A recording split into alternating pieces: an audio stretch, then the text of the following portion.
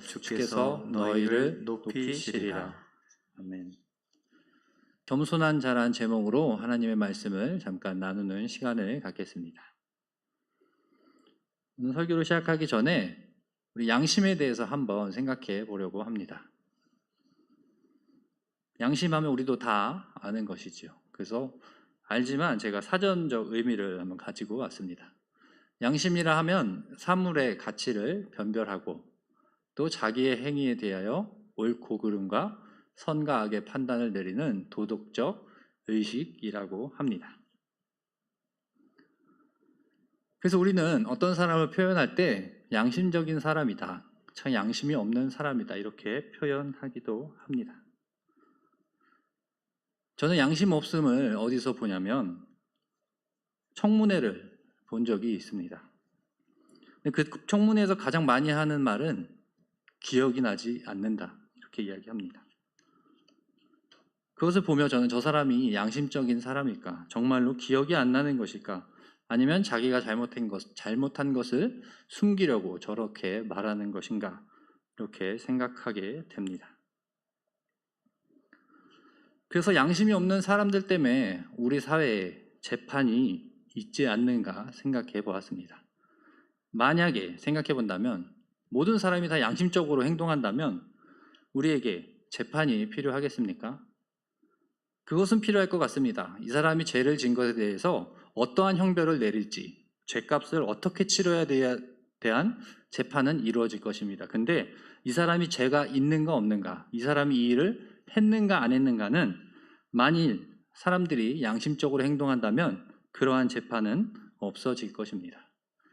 그러나 사람에게 양심이 없으면 우리는 재판을 통해서 역으로 알 수 있다고 저는 생각합니다.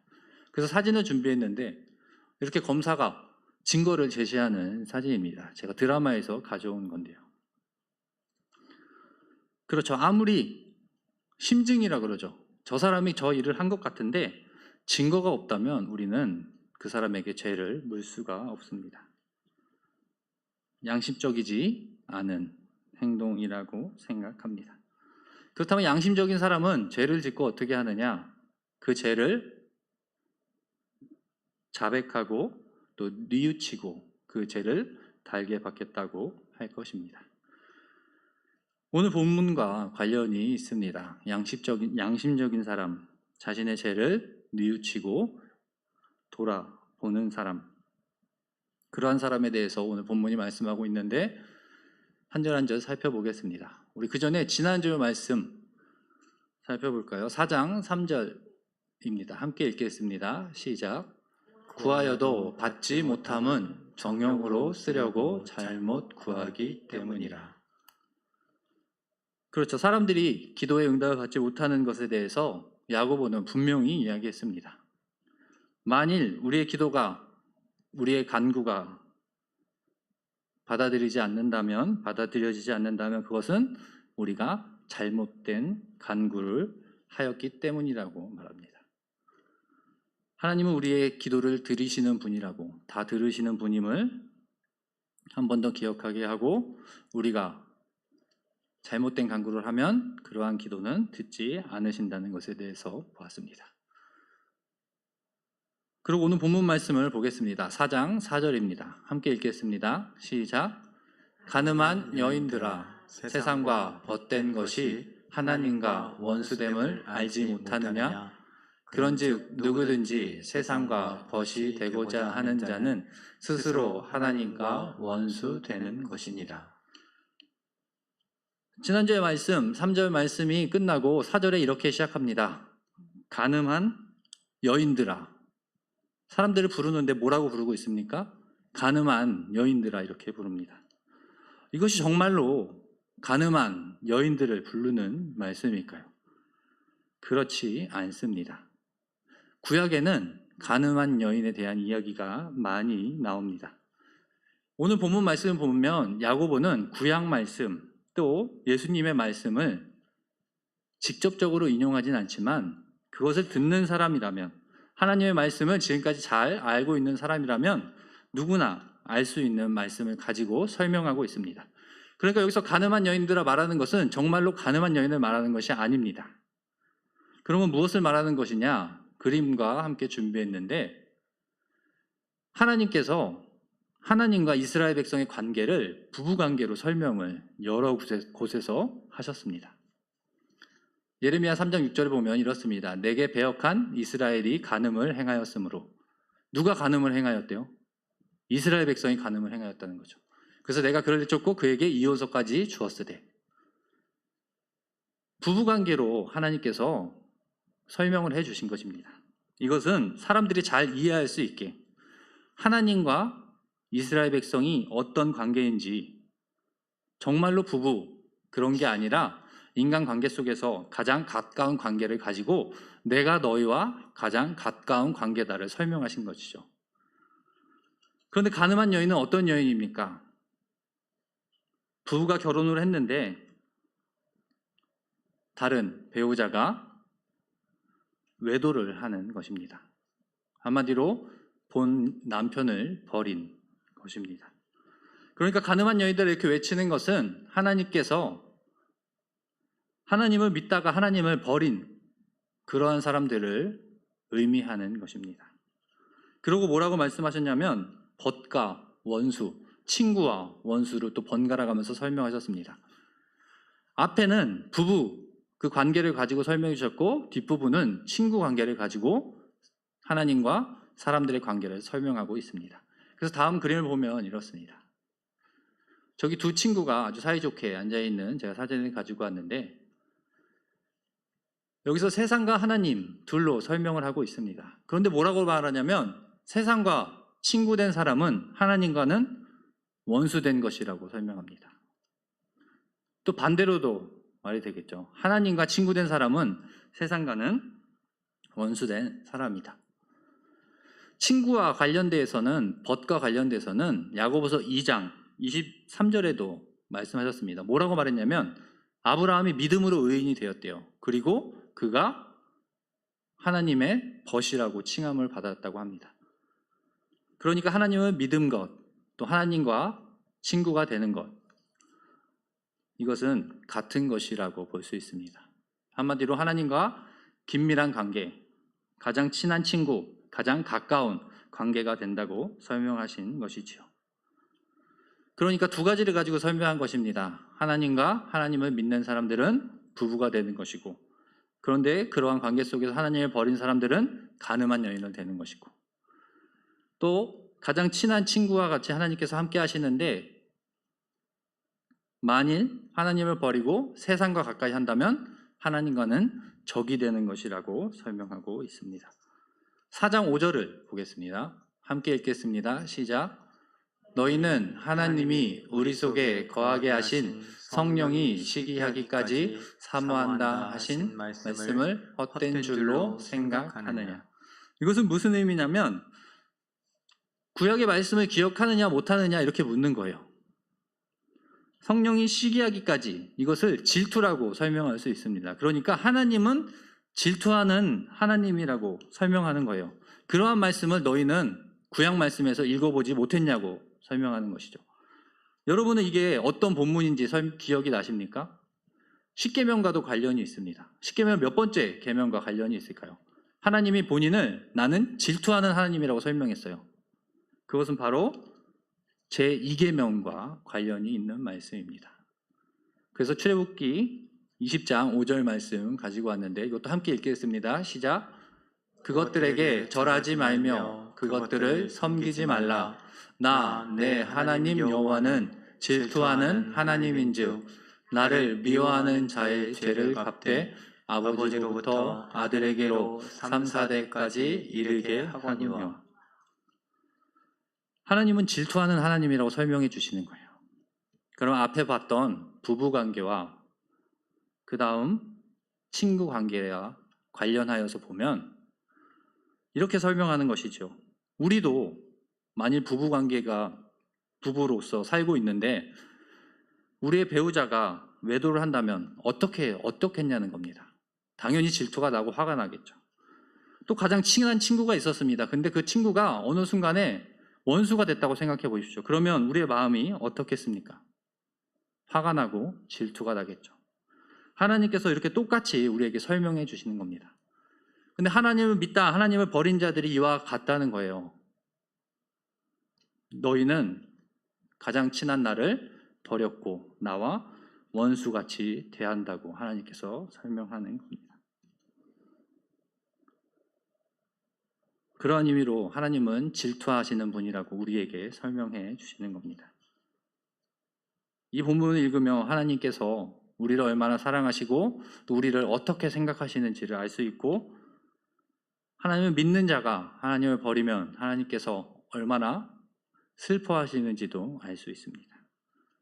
또 화도 느낄 수 있습니다. 그런데 하나님은 우리에게 이렇게 화만 내시지 아니하시고 4절, 6절을 보면 하나님은 또 우리를 위로해 주심을 알 수 있습니다. 함께 읽겠습니다. 시작. 그러나 더욱 큰 은혜를 주시나니 그러므로 일렀으되 하나님이 교만한 자를 물리치시고 겸손한 자에게 은혜를 주신다 하였느니라.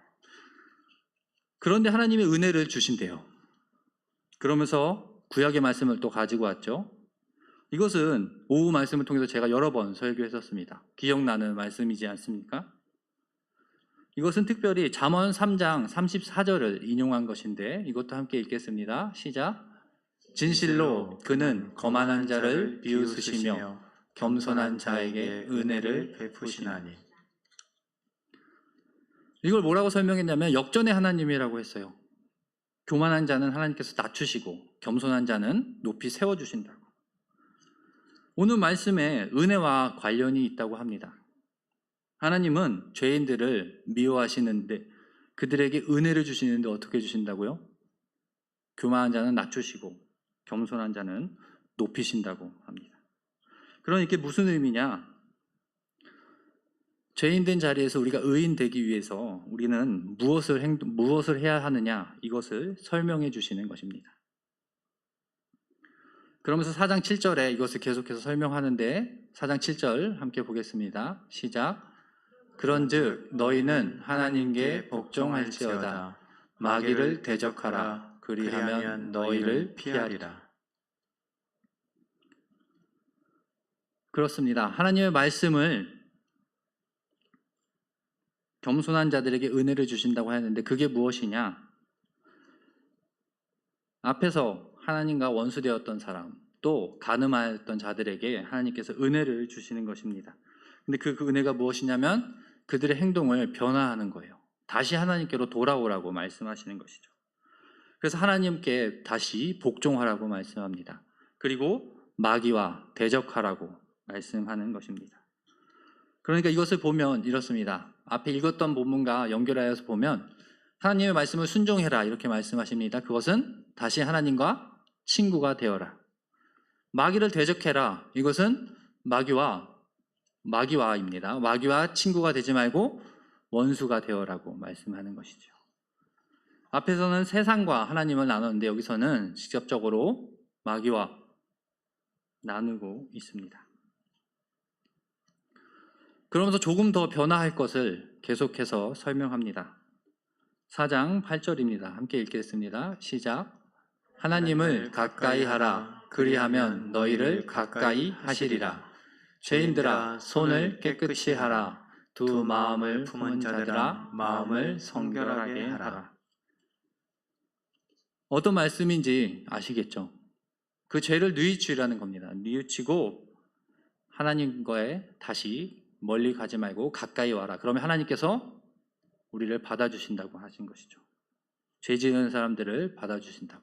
그리고 또 죄인들은 계속 죄를 짓지 말고 손을 깨끗이 하라. 죄 짓는 것을 멈춰라. 이렇게 말씀하시는 것이고. 또 두 마음을 품은 자들아 마음을 성결하게 하라 하였습니다. 두 마음을 품다는 성경에서도 이것도 많이 여러 번 나오는 표현인데 우리가 산상수훈에서 살펴보았고 또 비슷한 말씀이 산상수훈에 나타납니다. 마태복음 6장 24절인데 우리가 잘 아는 말씀이죠. 한 사람이 두 주인을 섬기지 못한다. 두 마음을 품다. 그렇죠. 같은 의미입니다. 한 사람이 두 주인을 섬길 수 없으니까 너는 여기서 오늘 결단하라는 말씀과 같은 것입니다. 그러니까 세상과 하나님 안에서 갈팡질팡 하는 사람들에게 두 마음 품지 말고 한 마음 품어라. 하나님만 바라보라고 말씀하는 것이지요. 야고보서와 관련하여서 보면 이렇습니다. 우리가 2주 전에도 봤었는데 세상에 두 가지 지혜를 가지고 설명했었잖아요. 하늘의 지혜와 땅의 지혜가 있다. 제가 오늘은 땅에 그게 무슨 지혜입니까? 땅의 어리석음이라고 제가 적었습니다. 사람들에게 이러한 두 가지가 있는데 무엇을 따를 거냐고 계속 물어보는 것이죠. 하늘의 지혜를 따르라고, 세상의 어리석음을 따라 살지 말고 하나님을 바라보라고 설명하는 것입니다. 그리고 4장 9절을 또 함께 읽겠습니다. 시작. 슬퍼하며 애통하며 울지어다. 너희 웃음을 애통으로, 너희 즐거움을 근심으로 바꿀지어다. 여기서는 제가 바꿀지어다에 빨갛게 색을 칠보았습니다. 바꾸다에 대해서 생각해 봐야 합니다. 우리 앞에서도 계속해서 살펴봤는데 이것은 바로 회개와 관련이 있는 것입니다. 회개의 의미는 이렇게 돌아가다 이렇게 설명할 수 있는데 방금 읽었던 말씀과 연관되어서 보면 이것입니다. 죄인들 또 두 마음을 품은 자들이 자신의 죄를 알고 회개할 것을 의미하는 것이죠. 그러니까 지금까지 읽은 말씀은 가늠한 여인들아 이렇게 시작했는데 하나님을 섬기다가 하나님의 말씀을 따르는 삶을 살아야 하는데 하나님의 말씀을 따르지 않는 사람들에게 말씀하는 것입니다. 그 잘못을 빨리 깨닫고 뉘우치고 하나님께로 돌아오라고 말씀하는 겁니다. 그러니까 오늘 말씀은 회개할 것을 우리에게 설명합니다. 야고보는 구약의 말씀과 예수님의 말씀을 가지고 설명하고 있습니다. 그러면 오늘 본문의 마지막 10절도 함께 읽겠습니다. 함께 읽겠습니다. 시작.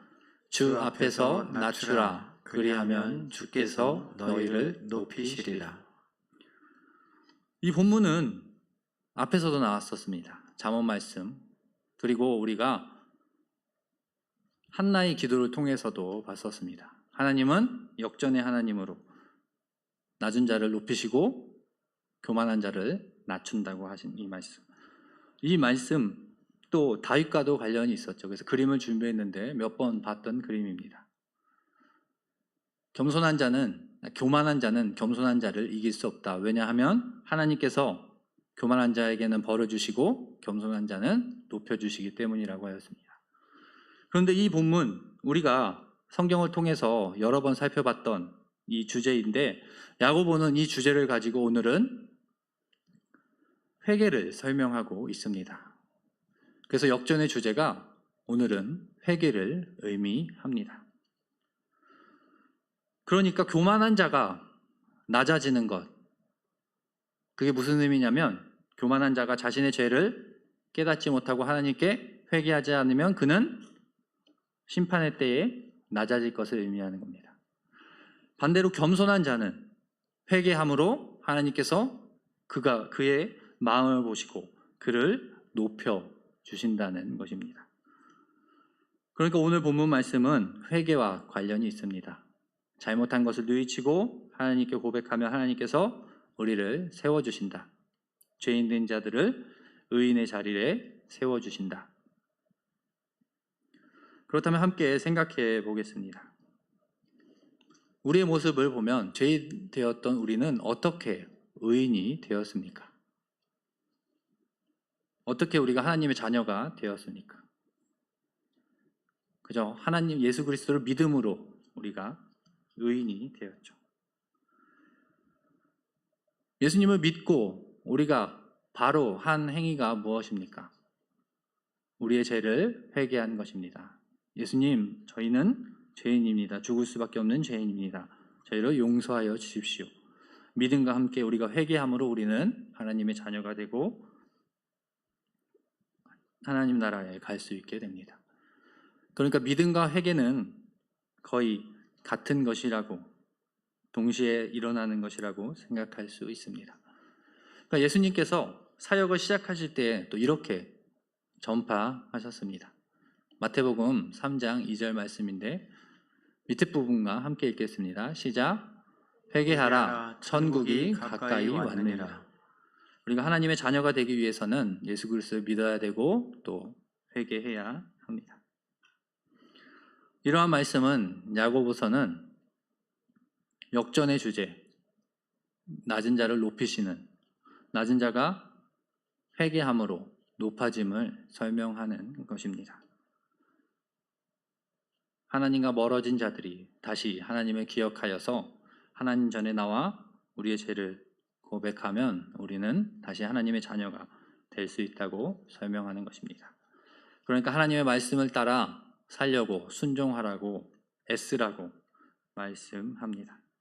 그래서 이 말씀을 가지고 우리 삶에 적용해 보면 먼저 야고보서 4장을 읽고 두 번째는 예수님을 믿지 않는 자들에게 혹은 예수님을 믿다가 여러 가지 이유로 하나님의 말씀을 따르지 않는 자들에게 하나님의 말씀, 하나님의 사랑을 다시 전하자 이렇게 적어 보았습니다. 하나님의 말씀을 전할 수 있는 기회가 우리에게 또 제가 생각해 보니 명절을 통해서 전할 수 있을 것 같습니다.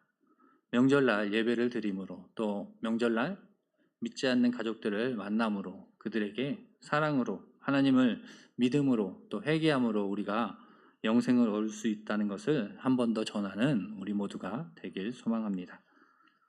그래서 오늘 말씀 야고보는 또 하나님은 우리에게 아주 알기 쉽게 설명해 주셨습니다.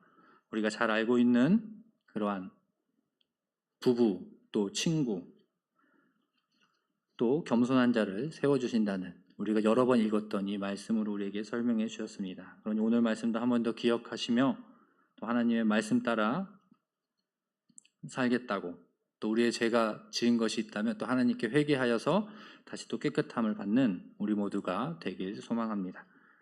이 시간 주님 말씀을